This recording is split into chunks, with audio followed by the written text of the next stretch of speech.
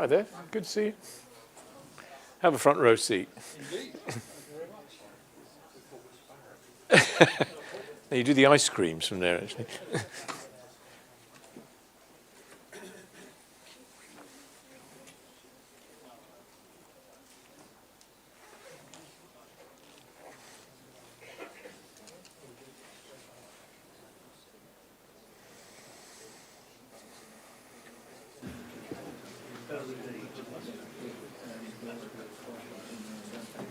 Right, hello, good evening everyone, and a warm welcome to those of you here in the Qubit and those of you watching live on the YouTube stream to our first talk in 2023, and also hello to those of you who are going to be watching it on catch up in the future.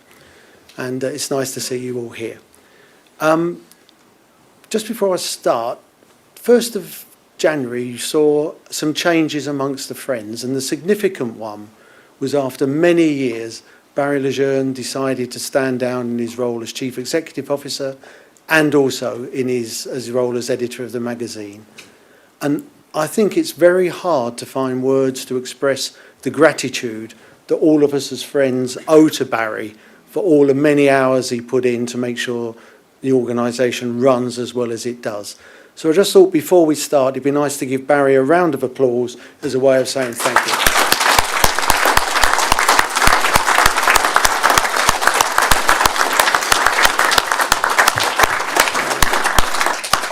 So we start now with the traditional announcements, and the first one, of course, is the safety and fire arrangements. As far as I know, and I've got two experts who can confirm it here, there are no planned fire practice drills this evening. We're aware. Not as far as I'm So if that alarm goes, it's for real, and there's a fire exit there, and also then out the back, and follow the guidance of the museum staff. Thank you. Okay. Now a couple of announcements about future events we've got. The next talk we've got here in the Cubic Theatre will actually be in 5 weeks' time, not 4, on Monday the 13th of March at 6:15. And our new chairman, Mike Southgate, is going to give a talk on the thoughts of Chairman Mike.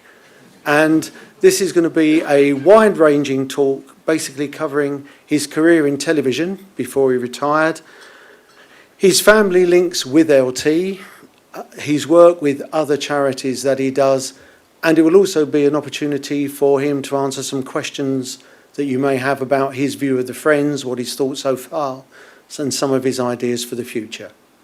And the notices for that for you able to book should be going up online in the next couple of days, if you want to keep an eye out for that one. Next thing we have after that will be the afternoon of Thursday the 23rd of March at Acton, starting at 1:30, where there will be an exclusive sales event for Friends in the shop. So it'll be between 1:30 and 4 o'clock, with the last entrance at 3:30, and as usual it will be by admittance by showing your Friends membership card. There are a few interesting items that they will have apart from their normal range. For the person who's got everything but still wants to impress their neighbours, we have a train operator's seat from a D-Stock that is available. We also have some fairly rare East London line diagrams that will be on for sale. And there will also be some Southern Way magazines from the first one up to issue number 34. So if you're interested in any of those, get down to Acton early. Our sales manager, John King, is here in the audience tonight. He's at the back somewhere. And if any of you have got any questions about the Acton event, please contact him afterwards. The next 3 days after that will be a museum open weekend event.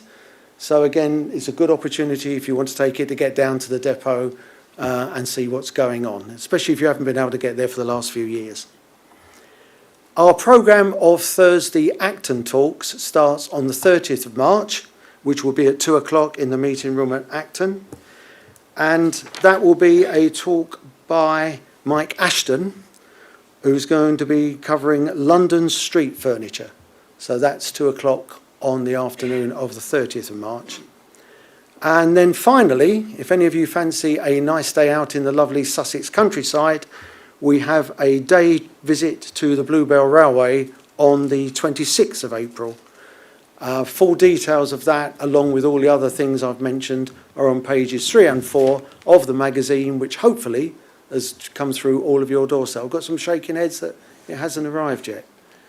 Well, it should be in the post, but if it hasn't arrived yet and you can't wait to see it, then it is available online as well for you to look at.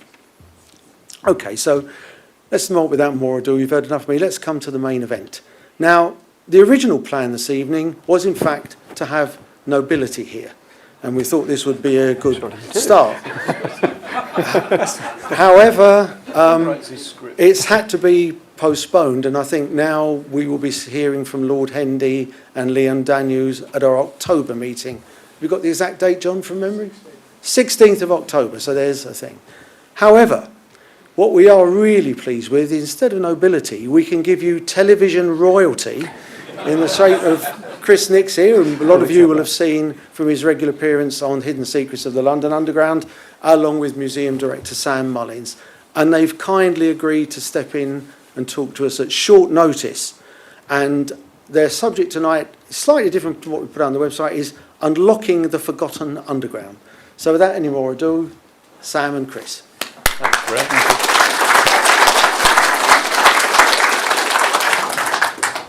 Well, thanks, Graham. It's a pleasure to be in one's own lecture theatre once more, and in particular to be in conversation with my friend and colleague Chris Nix this evening. What we want to do is just kind of gently lift the lid on Hidden London as a programme of activity for the museum over the last, well, we're now into the 8th year, really seriously doing it. We're going to give you a couple of samples from King William Street and the Bank project, and also one of our more recent discoveries at Shepherd's Bush.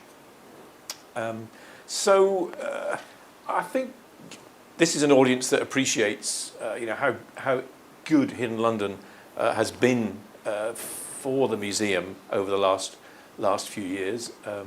I remember we had a sort of experimental event at the Aldwych to celebrate, that's not the correct word, commemorate the 70th anniversary of the start of the London Blitz in 2010, which convinced us that there was something in this kind of experiential approach to sites like the Aldwych. And since then, that's developed into a whole series of tours, a very well-selling book. We're up to, 12,500 copies? Sixth impression just started. Sixth impression just started. Yale want another one, they say. And of course, we've moved onto TV with the Yesterday channel. So I thought this was a nice opportunity to just explore a little bit kind of behind what you've already seen in the way of Hidden London, to kind of whet your appetite to try out a tour or a hangout or one of the virtual tours, and particularly to kind of celebrate and introduce to you Chris and his kind of approach that has created the Hidden London programme in all its manifestations, in a way which probably you and I didn't guess it was going to do when we started off down this road quite a long time ago. So Chris first joined the museum in -- that's 1999, just after me, in fact, in 1899, when he ran a series of visits to the JLE, the Jubilee Line Extension project for schools along the route, and then stayed and took on the Safety and Citizenship programme, which kind of grew hugely in the noughties as Chris went up through the gears and moved from being head of learning at the museum to head of collections and engagement, which means he's got the curatorial and the learning piece within his brigade. I think it's significant to what we're going to talk about today that Chris's background as a teacher. And I remember actually when I sort of first met him properly, going on a tour of one of those Jubilee Line extension stations, and being spoken to as if I was a kind of bright 7-year-old as we kind of went round the station, and his ability to kind of convey lots of stories in a particular place came through loud and clear on those JLE tours, and led to all sorts of work in the museum that's delivered our huge outreach program to schools ever since, and in a way has kind of moved seamlessly almost into the Hidden London program from there. And Chris is in the middle of recording Series 3 of The Secrets of the London Underground just at the moment, which we think will be broadcast sometime in the summer. So before we kind of delve into some of the material, Chris, what brought you to London in the first place? That first job, Jubilee Line Extension, was my first reason for coming here. London was a place which I'd occasionally visited, but had no desire whatsoever to live in, and I came down for a one-year contract. And as many people who've worked their entire life at Transport for London or London Transport found, that one-year contract turned into far greater opportunities. And I guess it was that sudden ability to be able to see behind the scenes that was a big part of me wanting to stay. I couldn't quite believe that in my first year here, me having to have track licenses and be generally familiar with the underground suddenly meant that I was being called upon to help with the occasional tours behind the scenes of disused stations. And that was great. I would do that all day long. So in my first year, I got to go to Aldwych, to Down Street, and took a film crew into Brompton Road. So that was me hooked.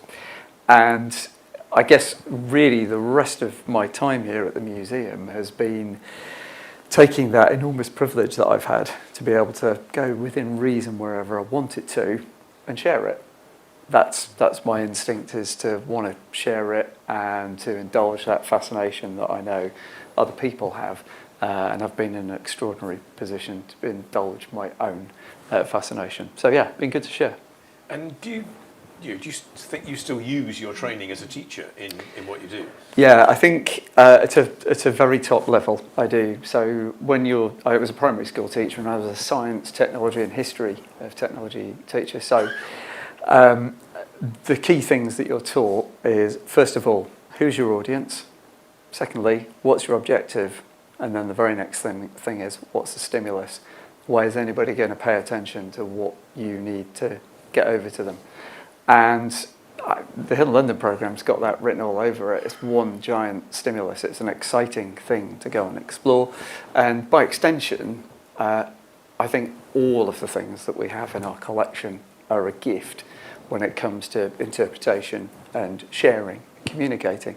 So yeah, at that very top level, that basic structure of how you fit what you know to the audience and try and hopefully make it exciting and interesting and stimulating, I use every day.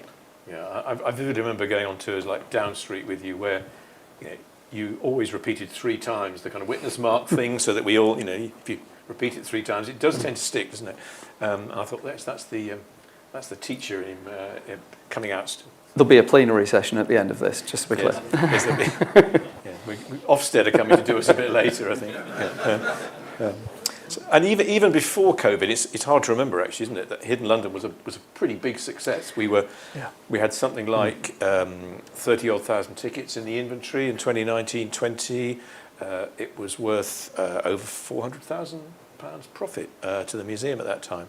And I think what we really want to concentrate a bit on today is, in a way, then COVID arrived in March 2020, and we had to kind of turn on a sixpence after that. And the programme was a kind of huge stimulus, a huge shot in the arm to the museum during that period. There we were, most of the staff furloughed, about 24 of us left, kind of weekly board meetings talking about money and where we're going to go bust and so forth. And the fact that we had a programme that switched very quickly, and we'll come to that in a minute, into digital, gave us the kind of flag to wave that the museum was, still alive and kicking.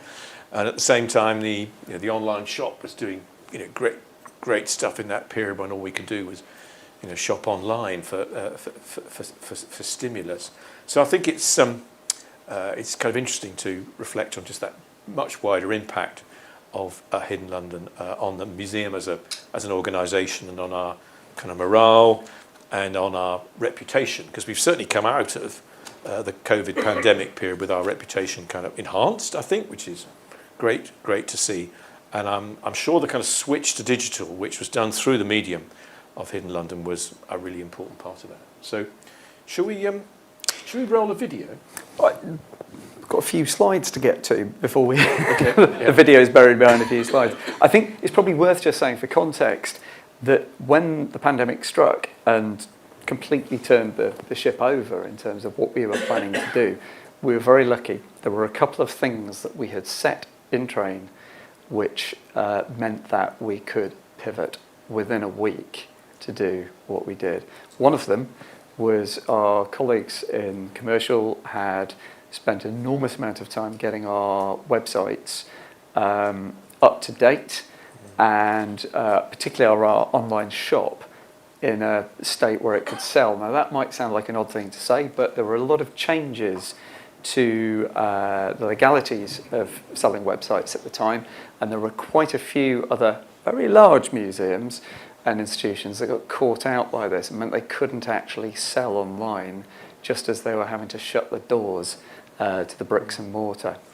Second thing is, we'd done at the start of Hidden London, when we branded it that back in 2014, we had sat down and thought about all the things we might do under that title, even why we gave it that title. The exhibition was on the list, the tours podcast was on the list. Yes, the TV programme was on the, if it all goes terribly well, maybe somebody will make a TV show out of it. But it was that podcast one that was the crucial one. We'd spent 9 months prior to the start of the pandemic planning to do a podcast. So, when the bad news happened, we all found ourselves on this slightly wretched program that none of us had to use before called Zoom. I found myself sitting there going, oh, now, I wonder if we could just do that in Vision instead. I wonder if I could persuade some of my colleagues to do that. And within 4 days of the first lockdown, that is what we decided to do. And that's where the Hidden London Hangouts were born. And that is what led to us making all of those decisions about digital presence that we did. And I remember a distinct conversation with Sam when we were poised, ready to record the first one. And we were saying, well, should we try like 3 or 4 of these, see how they go, see if anybody watches. And I said to Sam, in terms of, the time and paying for this, because we were all, a lot of people were being furloughed, and we were looking at how many weeks until we went bankrupt and things like that. So it's quite important. I remember Sam said to me, let's show presence. Let's go out there and get an audience, and then the money bit can follow if that works. And that was a really sage bit of advice, and that's precisely what happened. So, you're all familiar, I trust, with our tours programme, where you can go and visit various darkened places like that. I'm sure you can all, at a glance, tell me that that is... Oh, you can, Down Street, the full marks. I really shouldn't doubt you, should I? And that's Laura from our team in one of the corridors at Down Street. Well, that sense of experience and wanting people to remember that those tours were still there, because remember, it was only for 3 weeks, wasn't it, that we were all going to be in lockdown. So we were just kind of, keeping the flag up, as Sam said, and wanting to point people towards the tours. So, what did we do with the Hangouts? Well, we took some photos and we did our first episode. We didn't even put the name of the station on the first episode because we didn't think it was going to be a long-running thing. And it was Aldwych was the first one that we did. So 32 minutes, 49 seconds, so medium format on YouTube, and out it went. And to our surprise and gratitude, it got watched, and a little fan base was created straight away.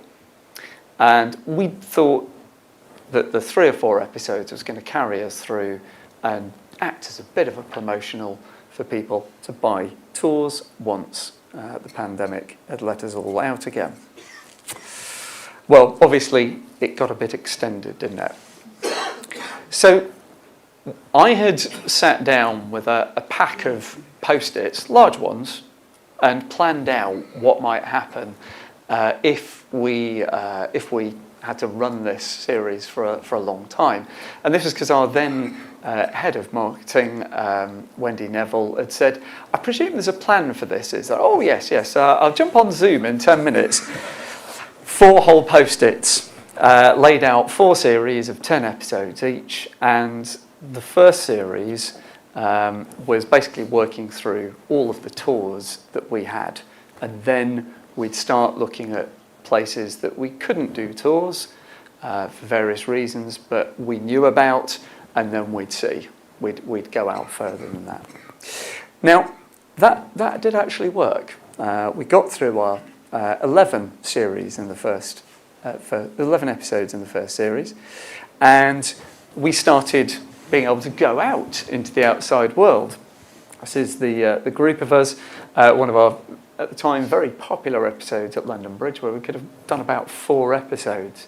And translating that format from us being on Zoom into us being able to take cameras and go into these places, many of which have never been legitimately filmed before, continued to grow that audience. And it also immediately gave ideas about, could you do this as a virtual tour format? So I first had that idea after, I think it was the second Hidden London Hangout back in Series 1. And the first virtual tour that I did was for our patrons, because their programme of visits was on pause as well. And I gave them a virtual tour of King William Street. And that was followed up by one of Brompton Road. These are sites that you just cannot go to. They're particularly Brompton Road, only accessible either via a possession at night and walking up the track, or detraining out of the driver's cab, kind of 2 at a time. So not an easy place to do. And that was very popular, and so we thought we'll try that as part of our programme and put those on sale, and they sold out immediately, and they gained us a global following, as people would be getting up in the middle of the night in Australia and tuning in, or in Singapore or America, and all of these digital activities suddenly brought us a far bigger market than we had ever, even in our most excited dreams, thought about going out and chasing, because people, largely in the English-speaking world, were finding us on YouTube and tuning in. We started to spread our wings a little bit as well. Hidden London is not tours of disused stations. It's actually anything that's, well, not immediately obvious that is of London. So it could actually be about buses or trams, or it could be to do with things that were in London and aren't anymore. So we started to work with some wonderful partner organisations who we had relationships with, like the Swanage Railway, very popular episode down on there, learning about signalling and how to work a signal box. That was born out of the fact that the title plate for the Hangouts was actually a pair of, it's actually a signal telegraph block indicator that we use for that. For a long time, our most popular episode was actually going to visit the old D-Stock trains repurposed on the Island line in the Isle of Wight. I think at least a fifth of the island must have watched just the overnight numbers that we got on that. And then if we bring it right up to date with the series that ended just before Christmas, Series 6, our most popular episode today was Archway, a station that was not on our radar at all, a bit like Shepherd's Bush, which we'll come to. And we went there thinking this will be a nice, easy, short episode. City and Laura were off picking up an award for our tours programme in Seville, leaving Alex and I to do a quick episode.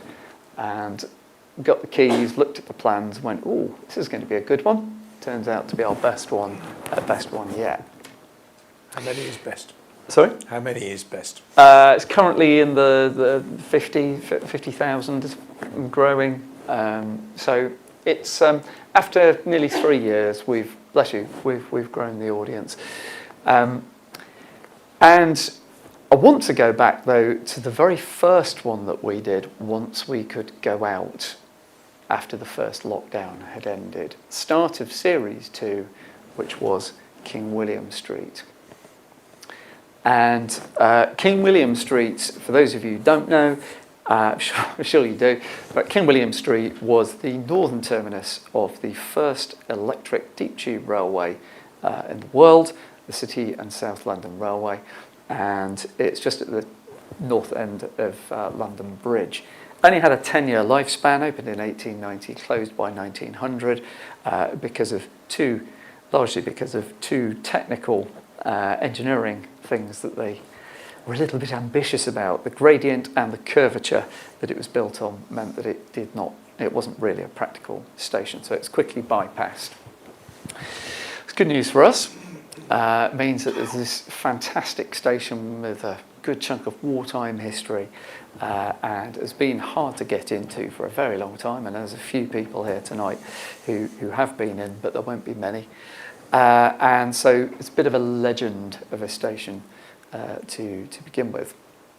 Now, the other reason that we rather like it is because of its proximity to Bank Station, it is still being used as the entryway to the bank capacity upgrade project, which is one of the most notable upgrade projects on the Underground in many years. A real piece of keyhole surgery that used the old King William Street station as the entry point so that the bank station could carry on operating largely untroubled through most of that project.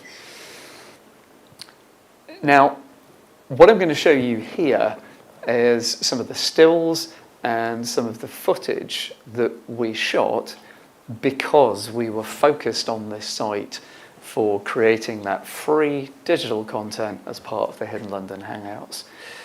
It's also something which we've been able to take Patreons into, our patrons into, and we've also been back with the television show as well. So this is a site that, because we engaged with it to do one piece of digital work, has kept on giving and giving and giving. And we've now got footage which is being worked back into the virtual tour to capture some of the key juicy moments when the station was at its most busy and banquet is at its most exciting phases of engineering before it was all stuck back together and the Northern Line could run through it again. So, and I mentioned earlier about this extraordinary privilege that we feel about this access. First time I walked into this was a real wow moment for me, and I know it was for our viewers too. So what you're stood in now, we're actually at the level of the old platforms at King William Street. The entrance is behind us, and we're looking through what was known as the Arthur Street shaft, which is a shaft, starts in Arthur Street up there, and goes straight through the platform level here, and down to the level of the new southbound Northern Line running tunnel. Over there is the rest of the remains of King William Street and the running tunnels under the river. So we're about halfway down the platform. Then there's a shaft straight through it, and there's a tiny bit of platform, remains of a crossover, and then the running tunnels. Down below, that's the view down into the working pit. Now, this was a fairly early stage of the project when they were still mining using these tracked diggers and just ordinary. You'd think you might be on any building site, but for the fact you're actually in a mine, because they're using bulldozers and JCBs and all that sort of stuff, and hoisting the muck out. And this was where all of the mined spoil came out, and all of the materials to spray line it, to do the track bed, all of that came in from the top. The only thing that wouldn't come in that route was the rails, because they were too long. They would have to come in just when they broke through, be threaded through. Now, this next bit is when we'd already done the hangout, we'd already done the patron tour, but I was acting as the site consultant for Series 2 of Secrets of the London Underground, and whilst we had the crew there, we were there during a pivotal moment just after the Northern Line had been shut last year. It was almost a year ago to the day. It was the 1st of February, and they were about to start the process of breaking through into the old running tunnels and connecting the new tunnel that's down there onto the old one. And it was a very rare opportunity to be able to get back into the far end of the old King William Street station before they started the frantic activity again. So here we go. Here's a little bit of video of getting from the shaft, halfway around the walkway on the shaft, to climb back up into the King William Street level and go down towards the running tunnels. I don't think there's any cussing.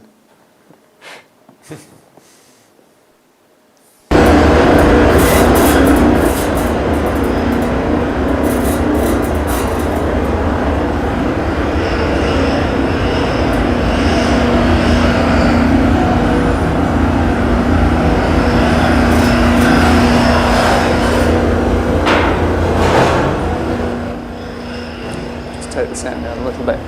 So this walkway is bolted into the side of the shaft. This is a rough shotcrete concrete on the side with lots of little reinforcing metal fibres sticking out, so you have to have all the PPE and gloves so you don't cut yourself. And then we're going to go, just take a little look back down the shaft. Not good for those who haven't got a head for heights. But grist to the mill for those that do.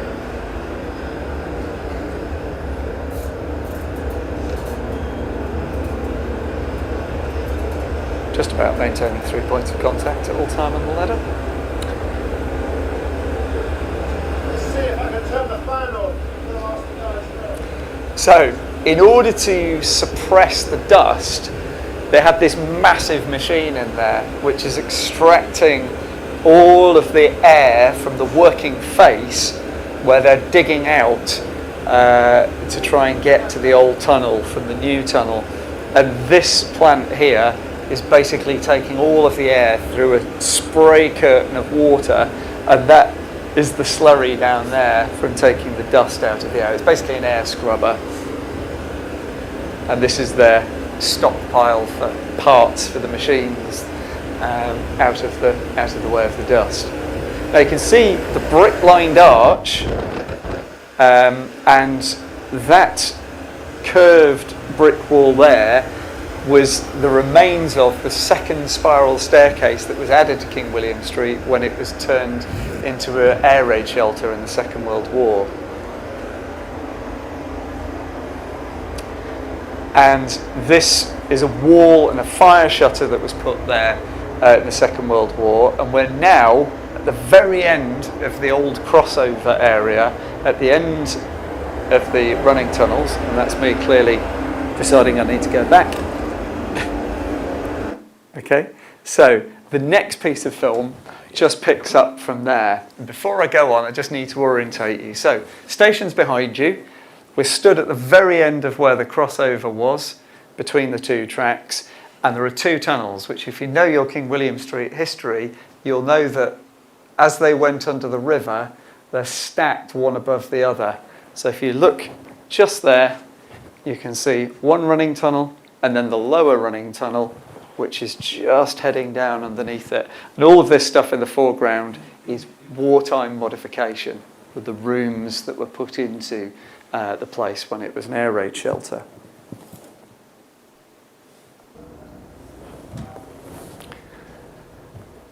and armed with an insanely powerful torch, we'll start the look down the tunnel. As I say, this is a virtual tour, so the full thing is available as part of that King William Street and Bank virtual tour. I didn't walk that fast, obviously. But those are the former toilet cubicles, which would have had chemical toilets in them, and this is the track bed leading down towards the river in those running tunnels where they're sealed up. So we got that unique opportunity to go and film and bring that experience of walking around the place during a unique moment of time. It would have only looked like that, exactly like that, for about 2 weeks before the project moved on, the plant was removed, and that area was closed up again. And then within a matter of 2 months, that whole area was entombed in concrete. Only possible to have seen it for that very short window of time. So we're now in the new running tunnel that was being constructed. This is the southbound running tunnel leading to the platform, and we'll take a look at how they were doing that. So this is the old southbound running tunnel. And that is the enormous plug of fast-setting foam concrete that they put in there to seal it up so that they could then tunnel through it using JCBs to claw through the cast iron and that concrete. It's very short. Just see if that ran correctly. So let me just pause that. Try and pause that.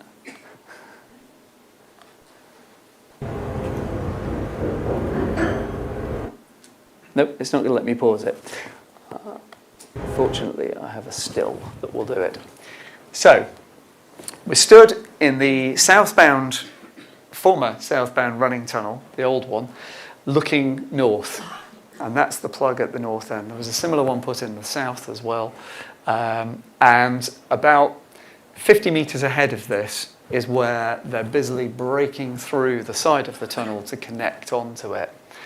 And fantastically noisy, dusty process doing that. And if you watch Secrets of the London Underground, you will see we got them there for one of those crucial moments where they were just breaking through at the south end. Now, if you look around the ring, you might notice there are some of these laser targets, which you will see dotted around the underground wherever there's a major piece of works going on in the ground, near the underground.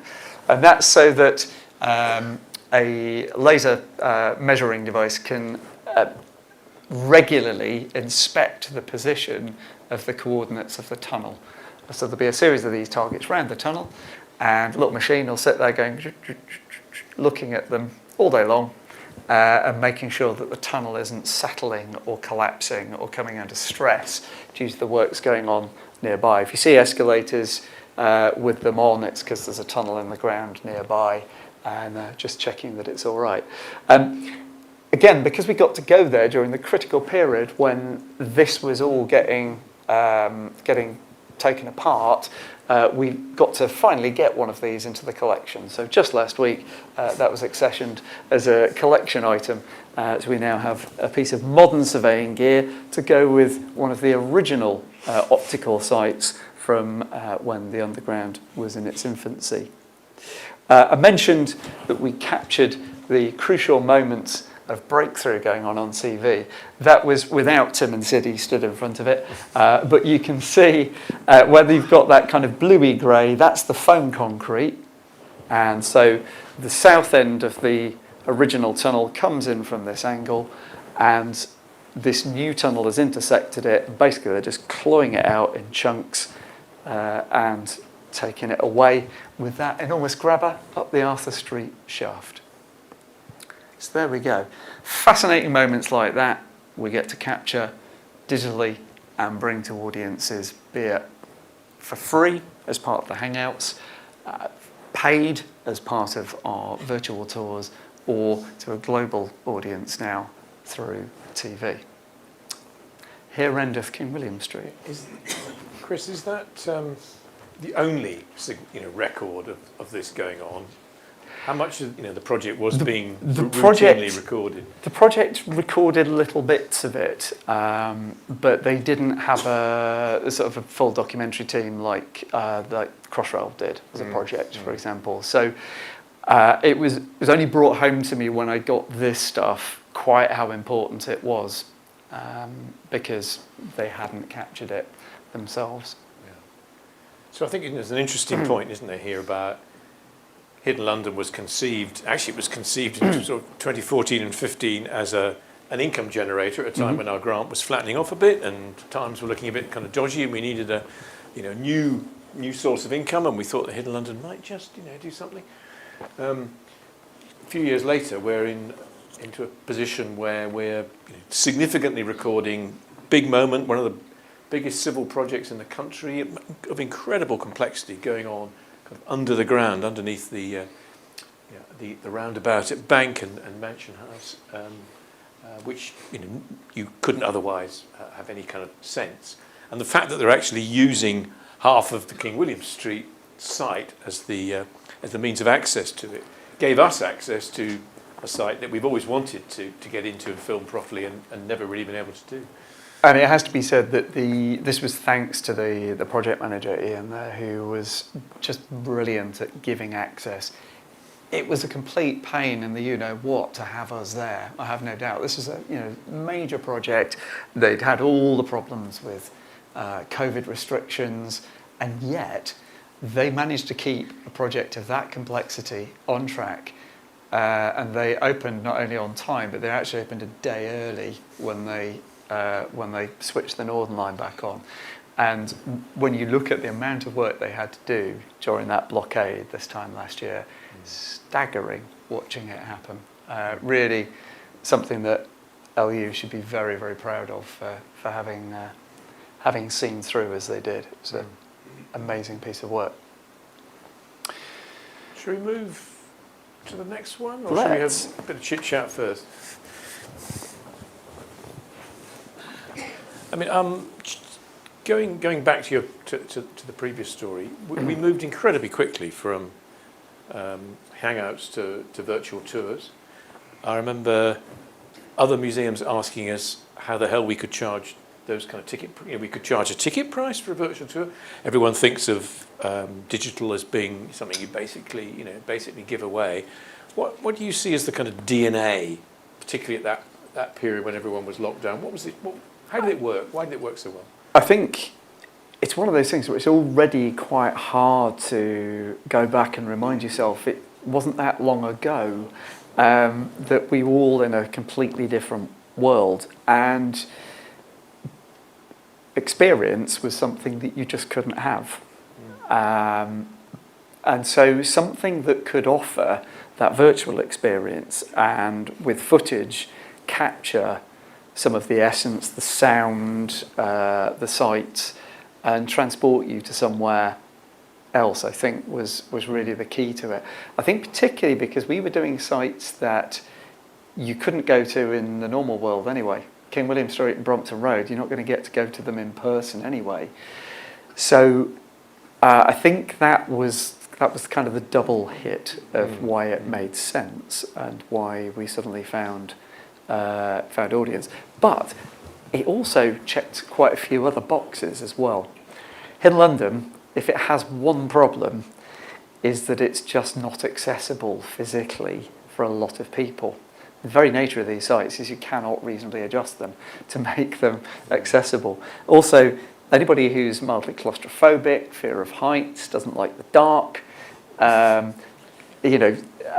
too young, because we have a lower age limit on the different ones on each site. Also, as you've noticed, they can't be cheap because of the amount of invigilation that we have to put in with staff to visitor ratio being what it is. So these virtual tours were more accessible. They could go to places that you couldn't do anyway.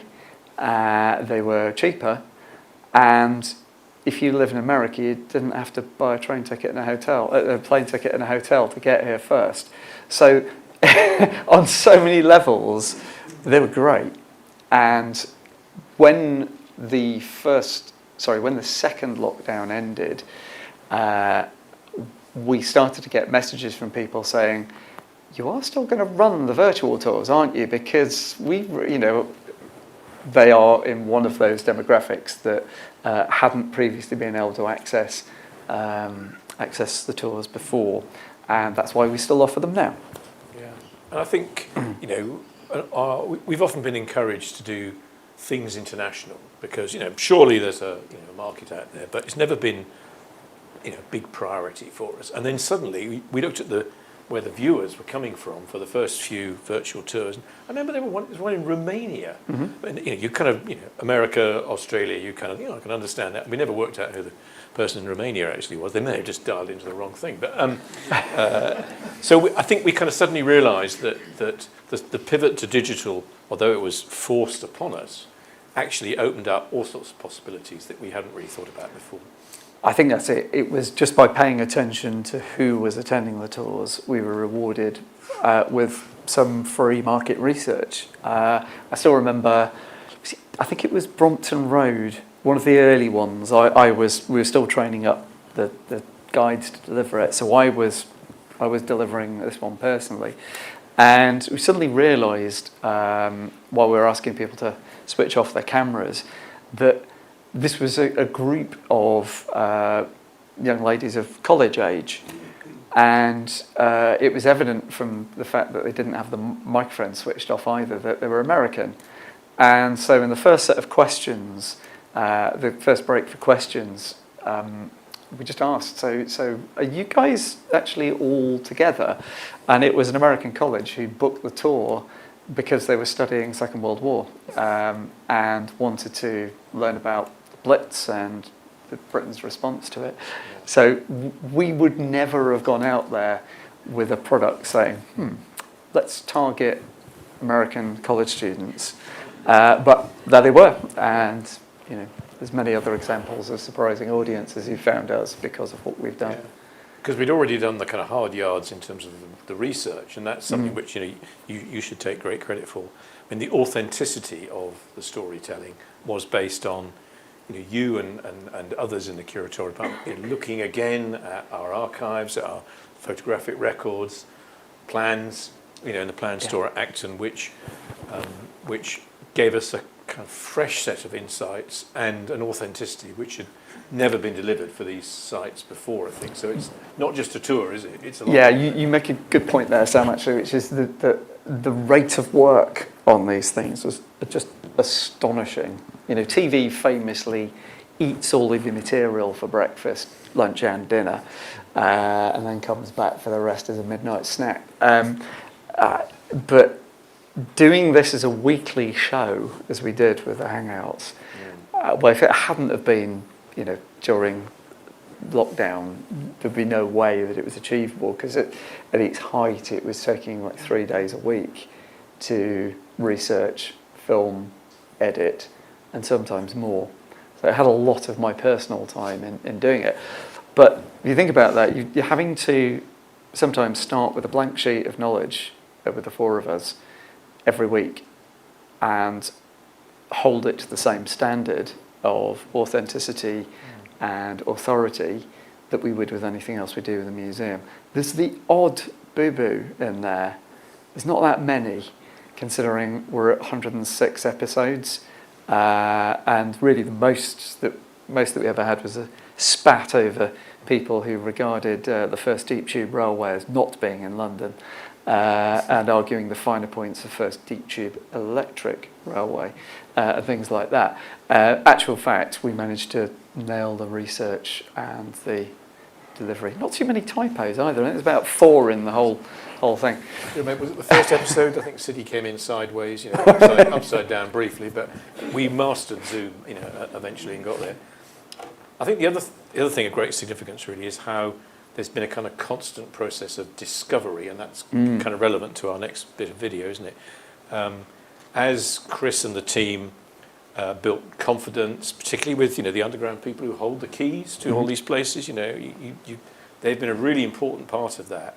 We've built kind of confidence in them and in their senior management that we're not going to get ourselves into terrible trouble or get lost in the station overnight or end up interrupting the Piccadilly line during the peak at Down Street, by putting a tour across the railway, all that kind of things which, in one's worst kind of strategic risk analysis, one could possibly do. And that kind of snowballs, doesn't it? Yeah. And I don't know how many times you've kind of waltzed up to me and said, in the last few years, we went to so-and-so, and, the station staff said, well, I'll give you the keys, mate, but, there's not very much there, really. And then you walk into another tour site, and that was pretty much the story at Shepherd's Bush, wasn't it? It is, yeah. That thing about being allowed to do this is a really big thing. It tracks back to that very first job that I had, where a lot of the people who are now area managers or senior managers in the underground, I knew when I was, new and wet behind the ears and going, hello, I'd like to take 30 or possibly 60 children around your station to teach them how to use it properly. So a lot of them know me from that time and know that if I can manage to do that without shutting down a line, then taking 3 other Urbits with me and a camera is probably going to be all right. But yeah, the next one, which is Shepherd's Bush, was another one of these ones where it was only going to be a quick episode.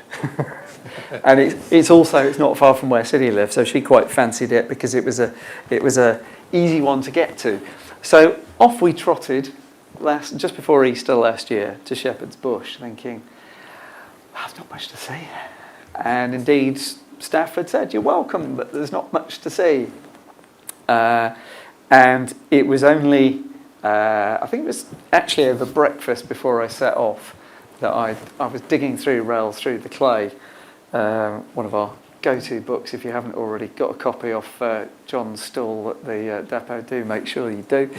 And it was at that point it started to dawn on me.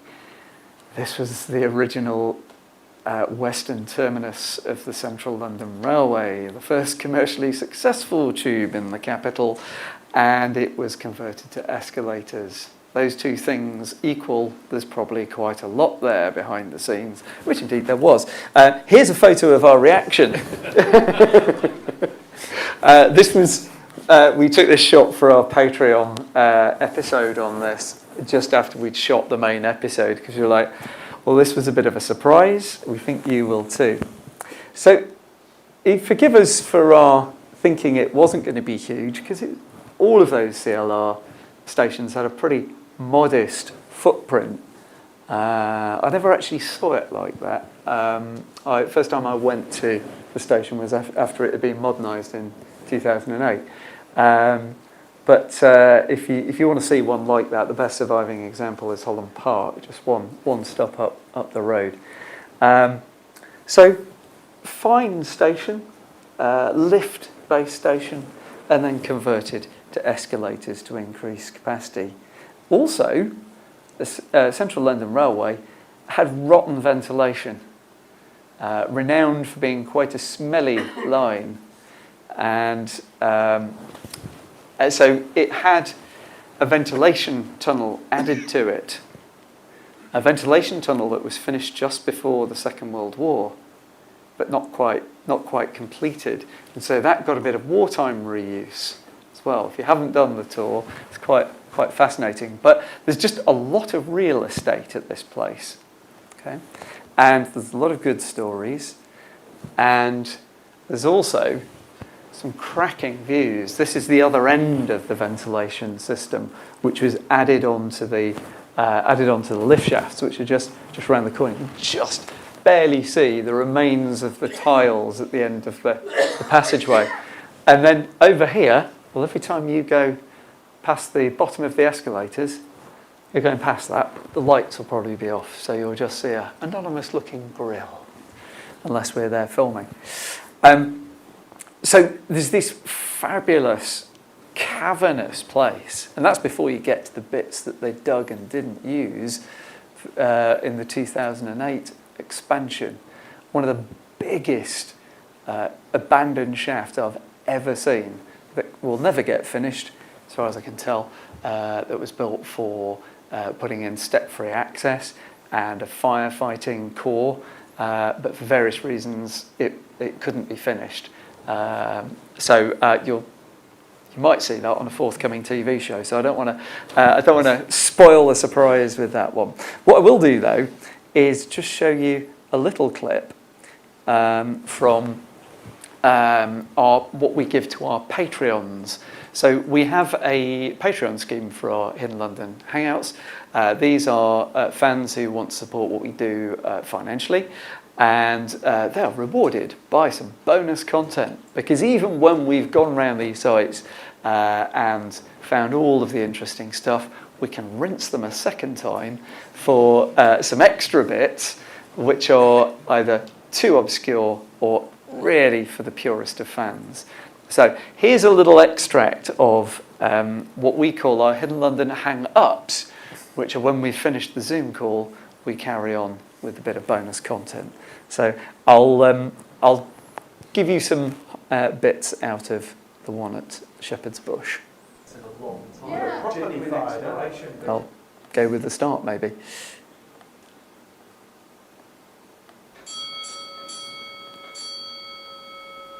Hello Patreons, welcome to another episode of the Hidden London Hang-Ups just for you. Shepherd's Bush. Tops it, thank you. It's turned into a podcast again. I can fix that in an instant. Come on.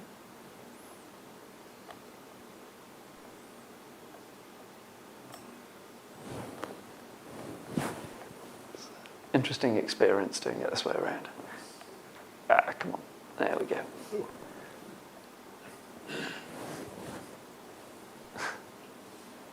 Sorry, my brain is struggling to do this in mirror vision. Hello Patreons, welcome to another episode of the Hidden London Hang-Ups just for you. Shepherd's Bush is the gift that just keeps giving.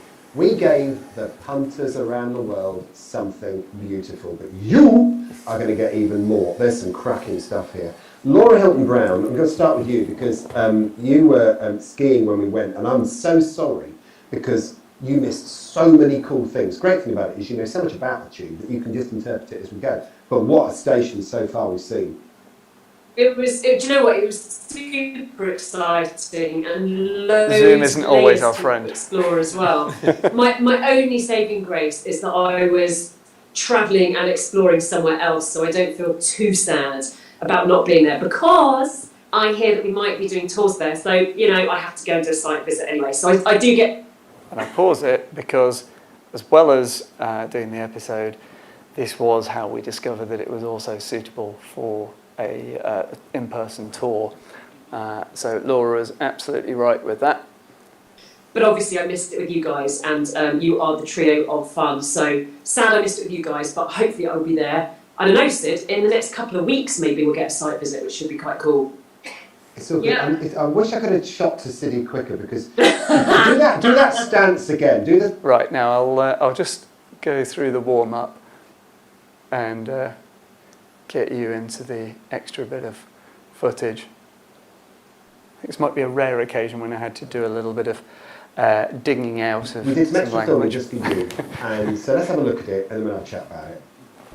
Oh, Sid, can you do me a favour? what the Well, This is CCE and HR Railway.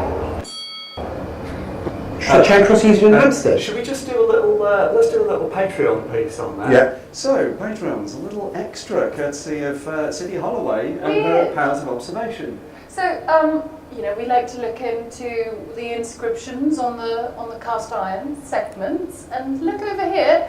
This is a Central London Railway station, but it says CCE and HR Railway, which stands for anybody? Charing Cross, Euston and Hampstead Railway, which is the part of the Northern Line. Yeah, why is that And- there? But you know, this is the great thing about all of this, because we're looking at this, and this was one of the shafts at Shepherd's Bush, just in case you're double checking where we are, and it's just this melange of, nice word Al, there's one for your vocab book, of different stations and things. We've had GPO around the corner there, London Transport Executive, you know, all these different things. It's Very a bag of strange. parts, isn't it? It You've is. seen it at other stations. But again, when this station opened, the CCEHR didn't exist. Well- Well, did, but not I really. think I can possibly add some insight. Oh, go on, do it. Well, I believe I'm correct in saying, and I will be correct by the time I'm saying this back in the studio.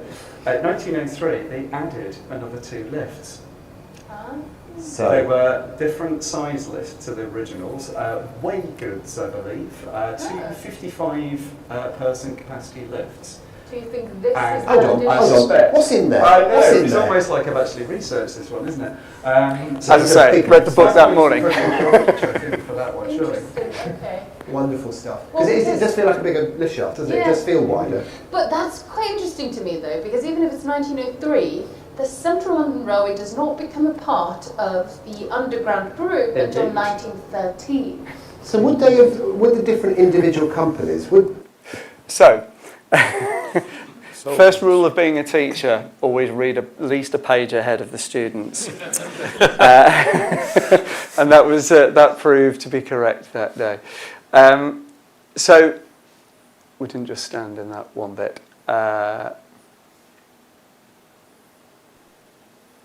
Hello, patrons.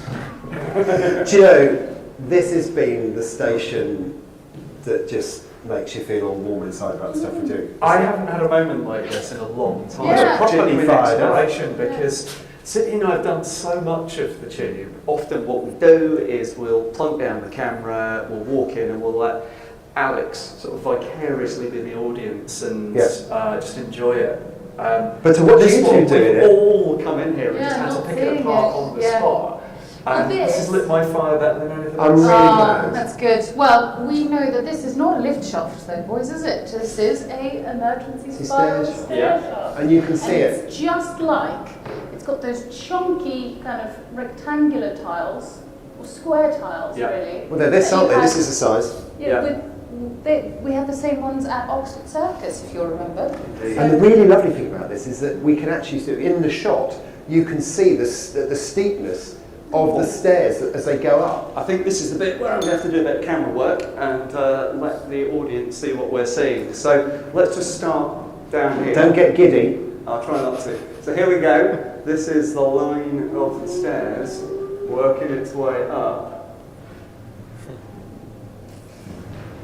But what's really cool at the tops is, I'm so sorry to steal your thunder, is this steppy roof. And that is because of escalators, I think, you know. Our audience have now reached for the sick bag after that. Steppy roof. But there we go. I think I did capture it. Steppy roof. And that's when we started the show. If you remember, we came down the escalator Yeah. and said, we are coming down through the old lift shaft. The other thing we've done by coming down the escalators is go straight through some of the old lift shafts. That's it. Incredible. And there you go. That's There it is, you got it. What a great station. So Well done for awesome. finding it. Indeed, what a great station it was. So now a very popular tour, and we've gone on in series 5 and 6 to find other stations that are suitable to be in-person tours for Hidden London, something which we thought we had actually found them all, and we're working down a very short list. So been a really helpful thing to have a reason to go out there and just see all of these spaces and have to get to know them and become at least a TV expert on them to be able to talk about them each week. It's meant that we've now got this vast research body of work that we can refer to and say, how about doing that as a tour? How about doing that as a virtual? Is that going in the second book? Or is it going in the TV series?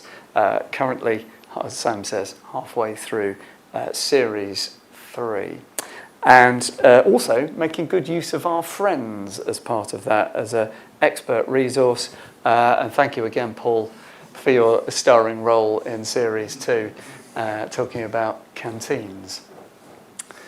So there we go. That's all my images I've got to share. I've come Great. full circle the down street. Thanks, Chris. It's fascinating. So what's in the pipeline?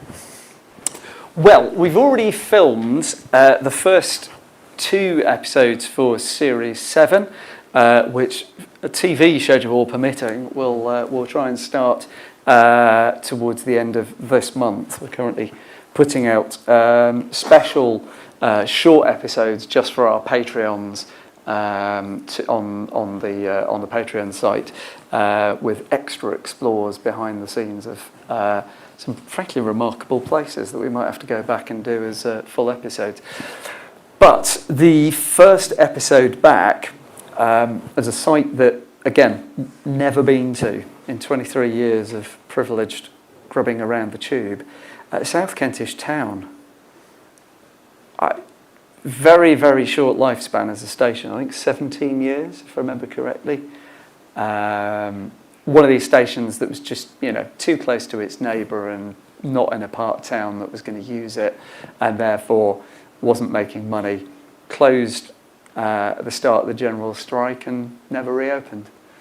But had some other interesting reuse since then, and wow, it'll be a good first episode back in Series 7. And then, by contrast, a station which you might not think of as having any disused bits at all, Elephant and Castle. But again, you know where to look, and you learn its history. Fascinating station, and one that isn't quite finished with its history either, what with the plans for extension, both past and present. So there's lots to go at. We're not running out anytime soon. There's lots of the kind of the things which people think of when they think in London, plain old disused stations that for one reason or another we haven't been to yet.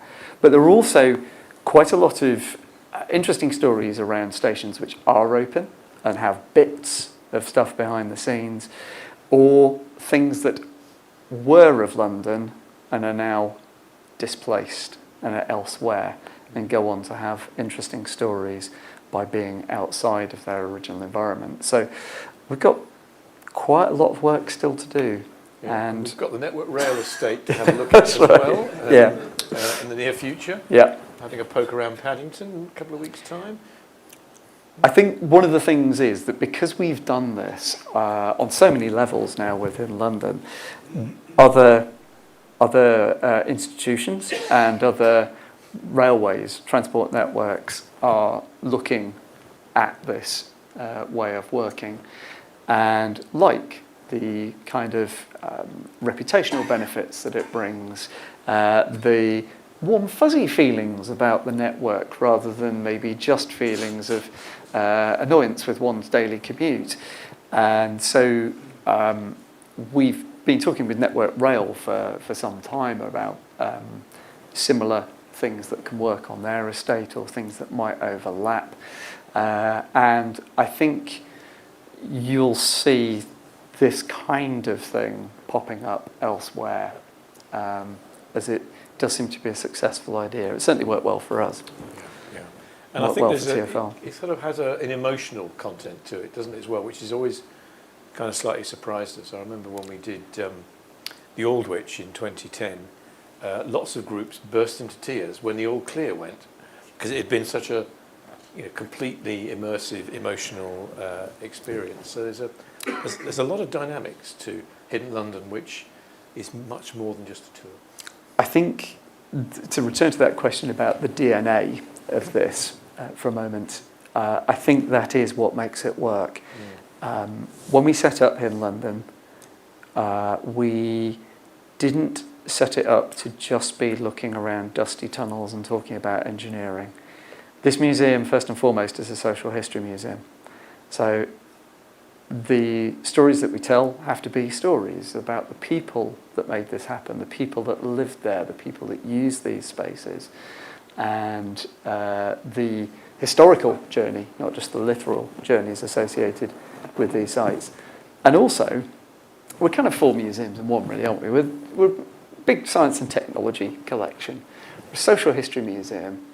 We're also an art gallery, and we're a design museum.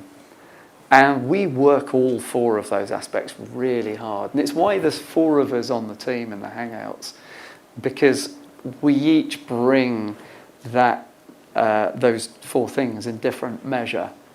And I think that's one of the reasons that this has had such long legs, is because we're rewarded by audiences who, some just enjoy it for the design elements, some just enjoy it for the engineering of this. So each of those four aspects appeals in different ways to different people.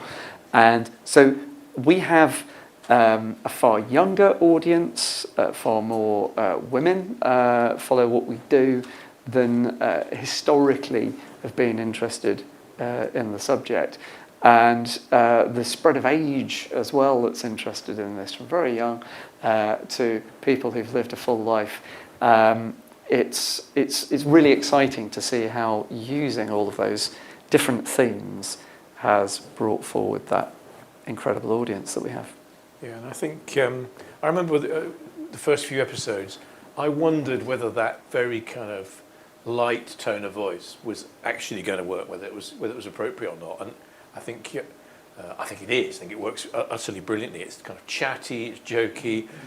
Certain things you can't broadcast, of course, on there, which we all enjoy those afterwards. some point. Strictly for senior leadership team only. Yeah. But it means that it's not just for a kind of select few. That's why I think it works well across the genders and works well elsewhere. And it's been yesterday TV's most successful first and second series commission. So hopefully the most successful third series as well. It's certainly shaping up well. Yeah. Well, look, you and I can probably natter on about this all night, as we often do. We ought to throw it open to questions from our audience. So we have some handheld mics, Graham, I think.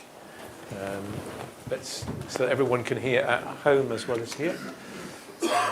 Questions for Chris or me?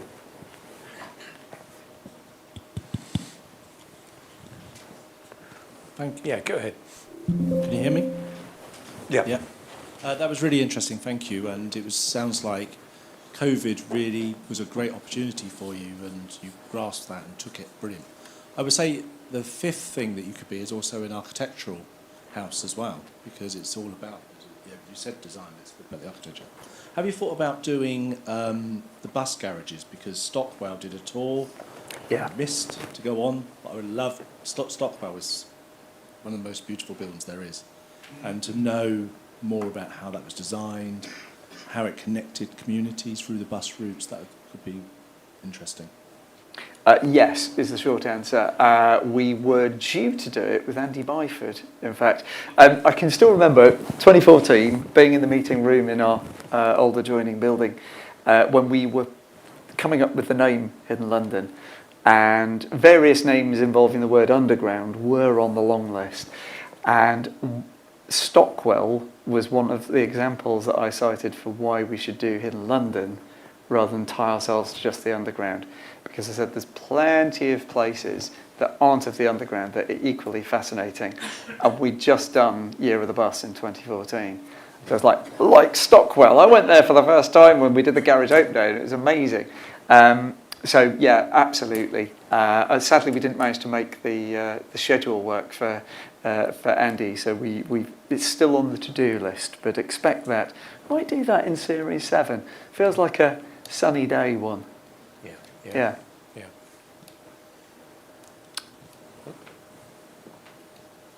The bus wash alone is worth it. Thanks very much for a fascinating talk. I've really enjoyed doing some of the virtual tours as well as the physical ones.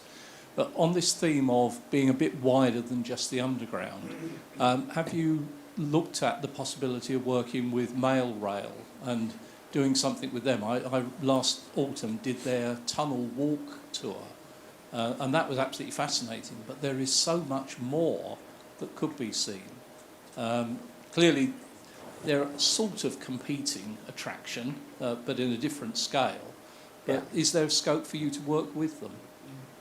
So, I'll give you the short answer for that one. Yes, there is. We've been talking with them on and off since just before they opened, and yes, the tunnel network that they've got is vast, And there is a huge crossover of the skills and experience and equipment that you need to safely do longer tours there, just like there would be in some of the places that we've done, particularly for our patrons, where we can, we go that extra mile for dealing with the particularly awkward technical health and safety stuff. So when we first spoke with them, it wasn't the right time. They were reopening, and as we know from reopening here, you focus on reopening for a while.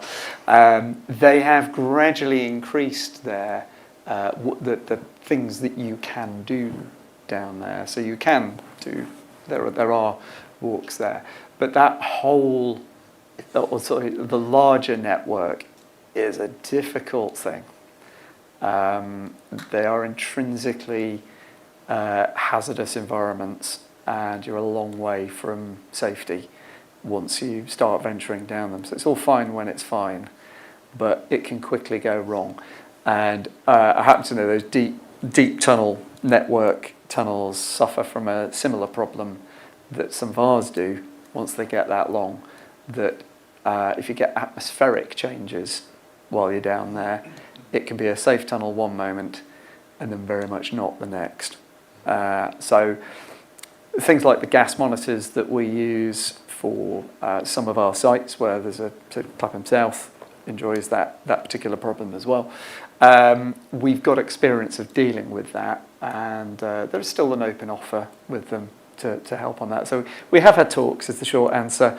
The complete answer is a lot more complicated, and to your point about competition, we view it as a good thing. The more people are interested in this, the more people are going to done all of ours and go and do theirs, and people who've done theirs will want to come and do ours. So yeah, we'll very happily partner with them. We're on very good terms with the director there. Yeah, and we kind of see ourselves in cahoots with other museums. We're in competition with people for other uses of their leisure time. Yeah. So museum world is very kind of open, and we exchange intelligence and talk to each other a lot.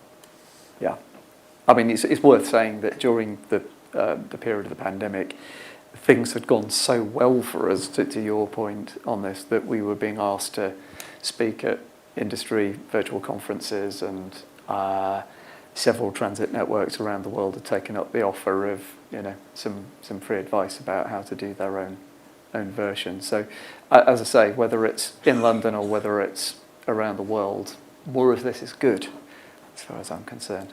Yeah, we've had conversations with someone called Howard Collins in Sydney, I think. Indeed. Yeah. Any other questions? One over here. And if you're watching, Howard, hi.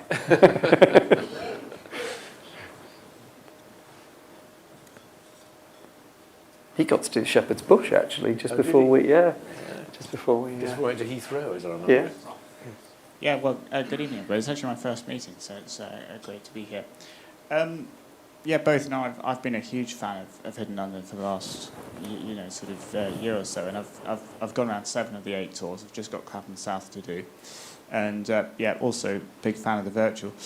I was wondering whether as part of the kind of virtual package, whether and you've maybe thought of, it's just something I've been thinking about, using virtual reality to maybe bring things to life, because I love the photo collections. I think they're brilliant, but I'm 32, so I don't remember some of what things used to look like, and obviously looking back at say some of the original gate stock, I would obviously not have seen that, but I just wonder whether there is a scope to kind of bring some of that. Just the old lifts, for example, we can see what they used to look like in operation.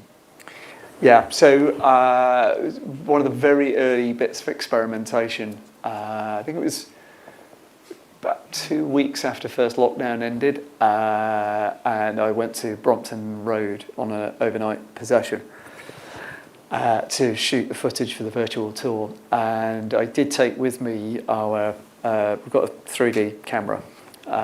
So whilst shooting video and stills, I also shot all of the key parts of that as 3D imagery. And when I did the virtual tour for the patrons, I did use that as part of the virtual tour. It meant running about 3 computers and 6 screens to do it all. But it's got some benefits in that you can pick, exactly where you want to look, and it's like you've got a camera pointing at, infinite number of points in the room. So it's great for that point of view. Unless you're actually running it in full 3D, though, with every user wearing 3D goggles, it's just being able to point the camera anywhere you like when you're presenting isn't really that much different to having somebody aiming the camera in the right place when you're shooting it on video. So we have preserved some of those things in 3D. And I think those are better suited to something like Sydney, for example, have got. It's St James's Park Station, is that right? The flooded one. The one beneath Central. Yeah, the one beneath Central. You can go online and find they've got a kind of point-to-point 3D viewable tour like that. So for a self-guided, I just want to look around the space and be in it. Yeah, it's really good. It's a bit hard to work into a virtual tour though, because not everybody will necessarily be using those, and it works better if you can just look around yourself rather than being guided to look around it, if you see what I mean. But I think the short answer is there's definitely a place for doing some more of that, whether we do that as free content or behind a paywall. And there's a tension in the programme, always, isn't there, between endlessly finding somewhere else and actually knocking out a lot of tours so a lot of people can experience the kind of base level. Yeah.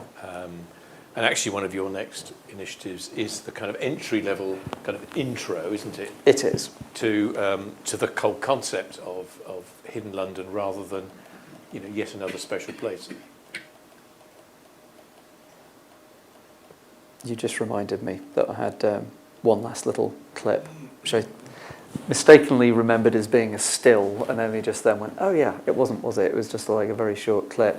So, to my point about the aiming the camera well, I think helps to create that experience.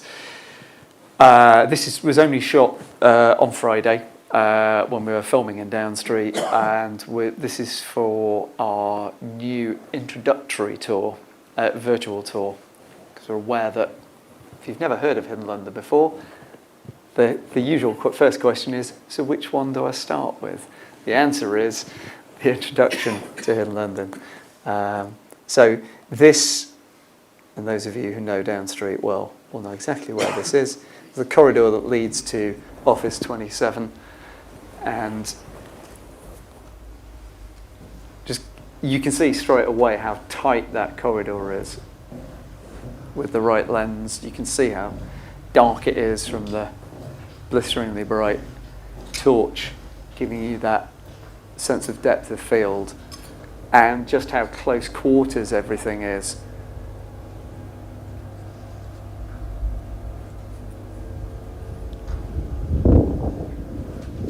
There'll be an edit in the real thing just to, while the train just instantly comes through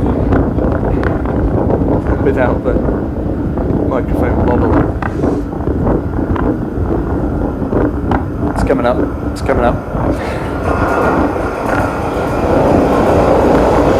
There she is.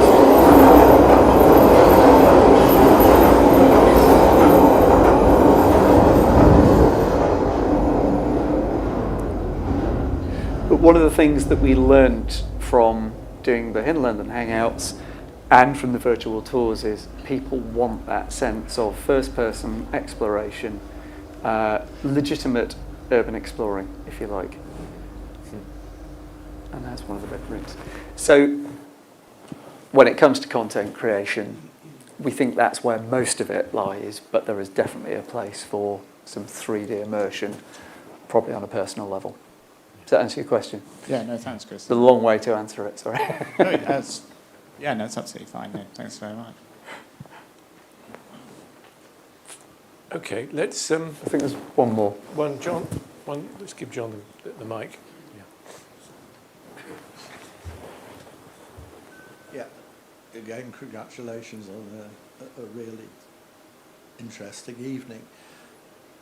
Thoughts going through my mind that, of course, if London is anything, it's about bringing different forms of transport together. One thing that's always fascinated me is what the several senior officers of the North Eastern Railway that moved to London either because of war or, of course, in the case of France, Pitt had worked here, in the North East previously.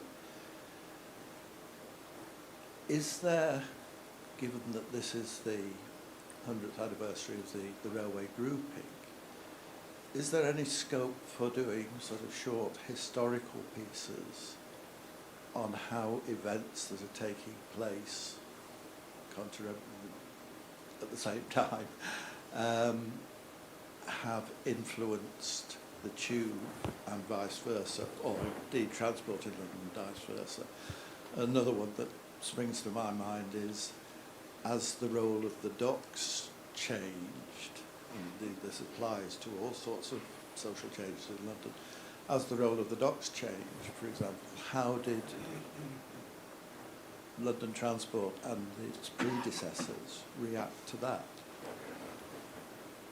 So, if I've understood that question correctly, this is about looking at moments in history when a set of forces have created great change in the transport network. Yeah, I think that's an interesting hook to hang a show on. Yeah, I think that could work very well. Or even a podcast. Yeah. Yeah. I'll make a note. Thank you. Okay, let's wrap it up, Graham. Thank you very much. Yeah. Right, well, I think we've done for a last-minute substitute royally well. So let's thank Chris and Sam for a wonderful talk.